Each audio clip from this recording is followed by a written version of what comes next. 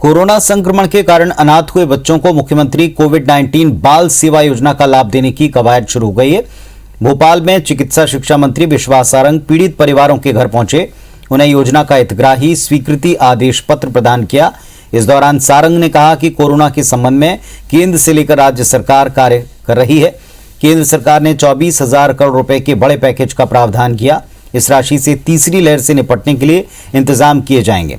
बच्चों के लिए आईसीयू अस्पताल में बिस्तरों की संख्या बढ़ेगी। ऑक्सीजन प्लांट समेत अन्य सुविधाओं को लेकर तैयारी होगी।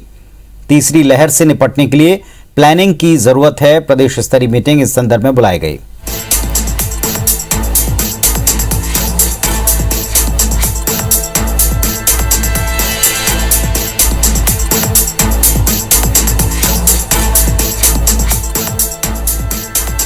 वो बच्चे जिनके सर से माँ बाप का साया इस कोविड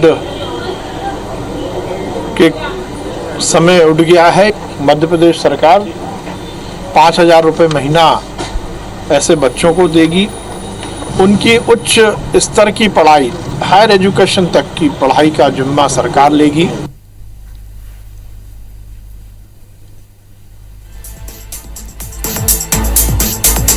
कोविड-19 बाल सेवा योजना की शुरुआत हो रही है। इसके तहत उन बच्चों की मदद की जाएगी जिन्होंने कोरोना संक्रमण के दौरान अपने माता पिता को खोया और अब उनका जिम्मा, उनकी पढ़ाई का जिम्मा सरकार उठाने वाली है। इस संदर्भ में सरकार ने कवायद शुरू कर दी।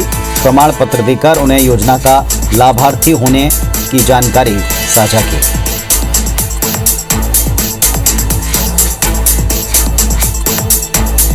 और हमारे सहयोगी सुधीर इस वक्त हमारे साथ में जुड़ रहे हैं, सीधे उनका रुख करते हैं। सुधीर, एक तरफ तीसरी लहर को लेकर लगातार तैयारियों का दौर और पिछली लहर का जो नुकसान हुआ था, इसमें एक अहम योजना की शुरुआत, इसमें आगे बढ़ती दिख रही सरकार।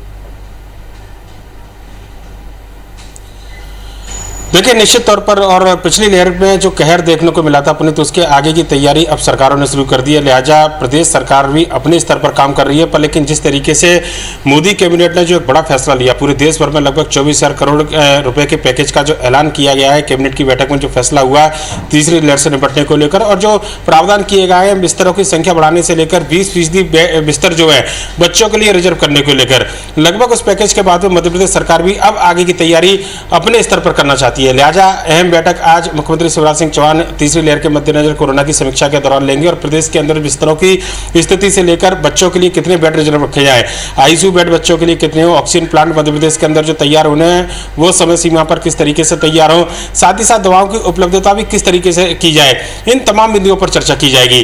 केंद्र सरकार ने जो फैसला लिया था कि दवाओं के लिए रिजर्व स्टॉक के तौर पर अगर बात किया तो 1 करोड़ की दवा प्रत्येक जिले में रखी जानी है। लिहाजा मध्य प्रदेश सरकार भी इन व्यवस्थाओं को दुरुस्त रखे, इन तमाम बिंदुओं पर समीक्षा की जानी है और तीसरी लहर की में कम से कम दूसरी लहर जैसी भयावह स्थिति ना बने। और उम्मीद ये कर रहे हैं लोग कि तीसरी लहर आए भी ना, पर लेकिन तैयारी अपने स्तर पर सरकार को जो करना है, इन तैयारियों में कोई कमी ना रहे। लिहाजा समीक्षाओं का दौर लगातार जारी है और दूसरी लहर के बाद में जो नुकसान हुआ था, अब उन चीजों से सबक लेते हुए आगे की तैयारी जो है प्रदेश सरकार अपने स्तर पर कर रही है। पुनीत, बिल्कुल, और इस वक्त लगातार सरकार की कवायद जमीन पर दिखाई भी पड़ रही है और आने वाली लहर को लेकर सरकार की चिंता मीटिंग्स में भी सामने आ रही है। बहुत शुक्रिया आपका इस पूरी जानकारी के लिए।